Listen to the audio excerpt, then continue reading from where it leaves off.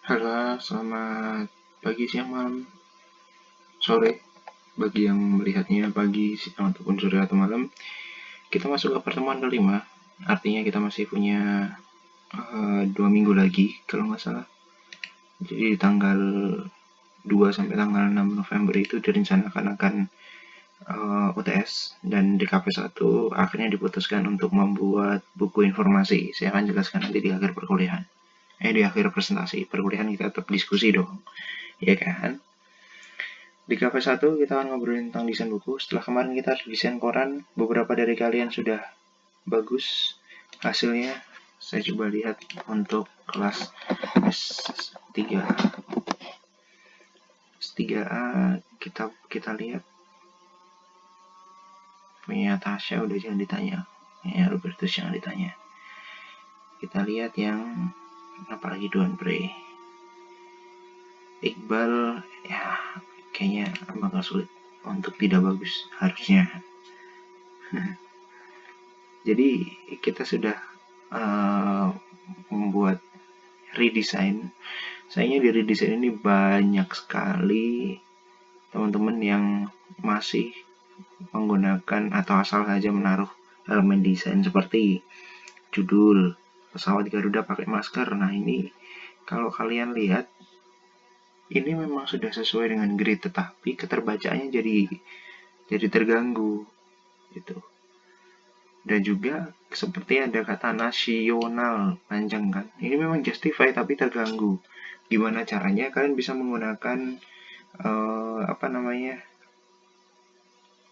saya lupa intinya itu.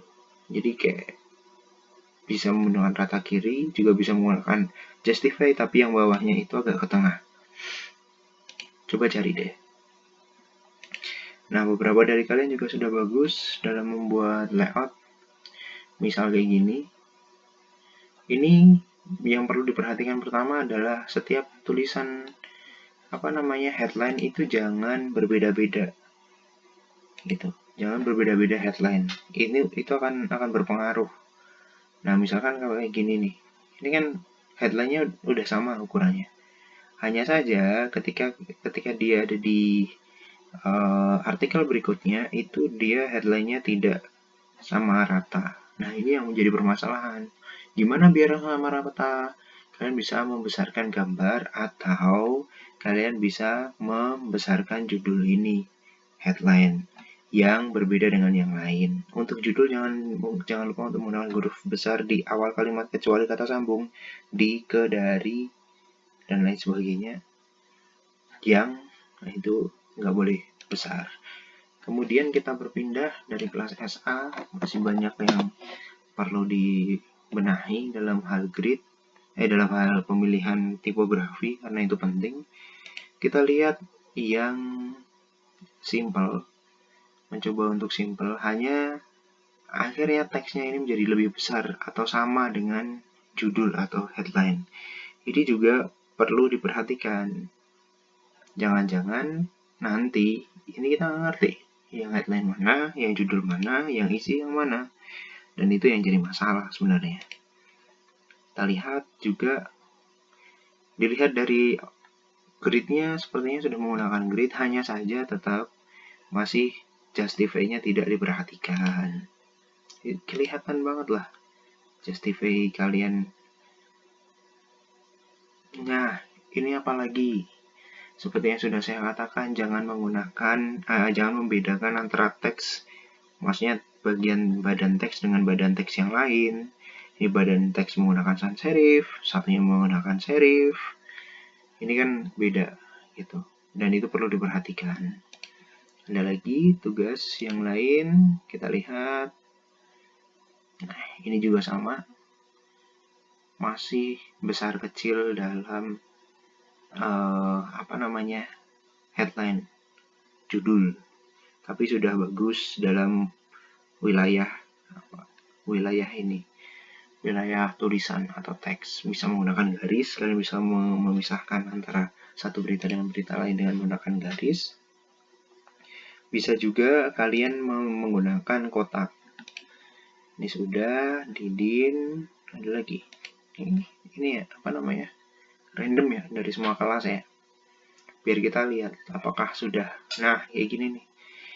Ini kerapatan antar paragraf, kerapatan antar apa namanya, kata atas dengan kata bawah. Apa sih istilahnya itu? Intinya kerapatan dalam satu alinea ini, yang ini lebar, yang ini sempit. Nah, ini nggak boleh juga.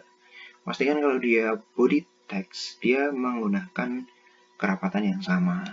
Dan itu akan sangat mempengaruhi gitu. Kita lihat yang lain. Nah, ini kalian bisa lihat bagaimana penggunaan apa namanya, grid yang sesuai. Jadi kalian bisa menggunakan grid system namanya. Pastikan kalian menempatkan elemen visual itu ada pada sistem dalam kolomnya, jangan di luar. Kalian boleh menabrak, tapi jangan nggak rapi gitu. Kalau rapi jadinya kayak gini nih. Ini udah bisa dikatakan menggunakan grid system. Hanya saja yang tadi saya bilang, ada kerapatan ini, kerapatan judul yang tidak sesuai antara yang bagian kanan atas dengan bagian tengah. Ini ada yang lebih rapat bagian kanan. Ini gimana caranya biar bisa menggunakan judul yang sesuai? Buatlah judul yang sekiranya menggantikan itu tetapi tidak mengurangi esensi. Misalkan, babak baru perjalanan di antara membasuh luka tragedi 65. Tragedi 65 masuk babak baru. Nah, gitu. Itu contoh sih sebenarnya. Tidak mengurangi esensi. Oke, kita lihat yang lain. Oh, nggak bisa. Harus membuka ya. Mahesa. Nah, ini asik nih. Kelihatan dari kalau kalian menggunakan grid dan kalian penggunaan apa namanya? Penggunaan ininya sudah, penggunaan pemisahannya itu sudah cukup bagus, itu akan kelihatan enak lihatnya. Dari jauh aja udah kelihatan nih. Tapi kita lihat. Lorem ipsum semua isinya. Hanya saja dia udah teratur. Jadi bagian atas semua. Dan wilayah outline, wilayah apa, judul itu menggunakan blokade itu bisa juga. Kemudian kerapian juga udah bagus. Kita lihat yang lain. Bairi. Ini juga sama nih. Langsung ketahuan kerapatannya. Kerapatan bagian ini berbeda dengan kerapatan bagian ini. Ini kalau dinamakan caption itu agaknya harus lebih kecil, lebih rapat juga. Itu perlu diperhatikan. Jadi tidak asal. Baik, kita SB, SA sudah, R3N dan R3M. R3M.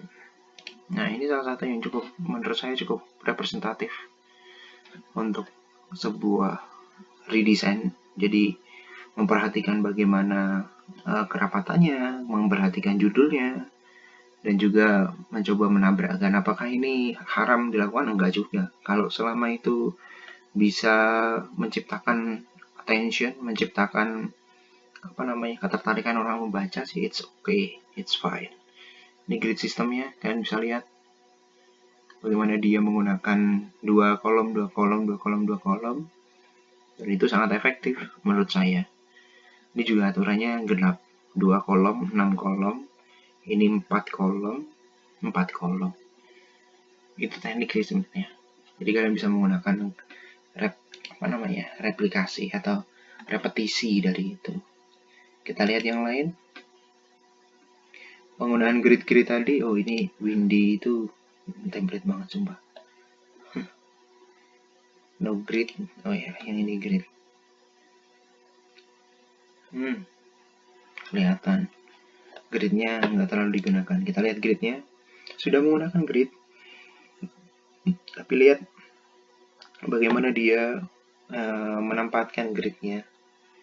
Sekedar ada aja, dengan benar-benar di konsep itu berbeda banget. Jadi kalau kalian mau menggunakan garis pemisah, gunakanlah di antara gutter. Itu digunakan untuk pemisah antara kolom. Ini udah agak bagus gambarnya, tapi bagian bawahnya itu hancur lagi. sama hancurnya. Gitu. Nah, ini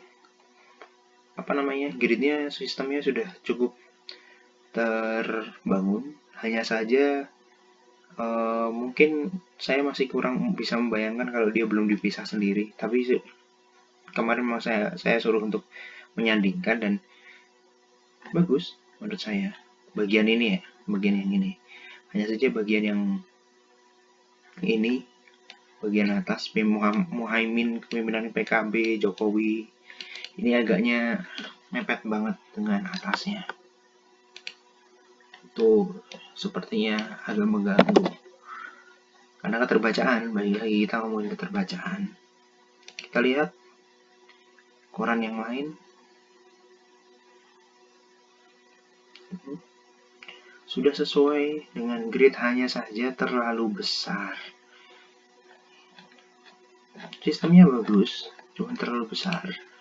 Kita lihat yang lain. Fibonacci, masih ngirim Fibonacci cuy. Nur Aisyah.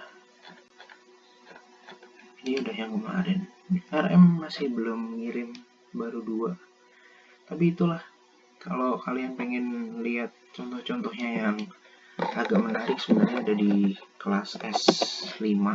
S5 itu anak-anak semester atas yang juga sama, tugasnya masih dalam wilayah redesign koran, dan bahkan ada yang redesign buku. Kalau nggak salah ini ada yang buku Faiz, majalah nih, malah semua buku. Nah kayak gini nih, kalian bisa lihat layoutnya udah kelihatan, kerapiannya juga sesuai. Kita lihat yang lain. Wise nih cukup menantang aplikasinya. Nah, kalian juga bisa melebihi gutter, tapi elemen-elemennya yang tipis-tipis saja. Jangan semua elemen melebihi gutter. Asik kan? Nah, kayak gini namanya buku informasi, dan buku informasi ini yang akan kalian garap untuk DKV 1.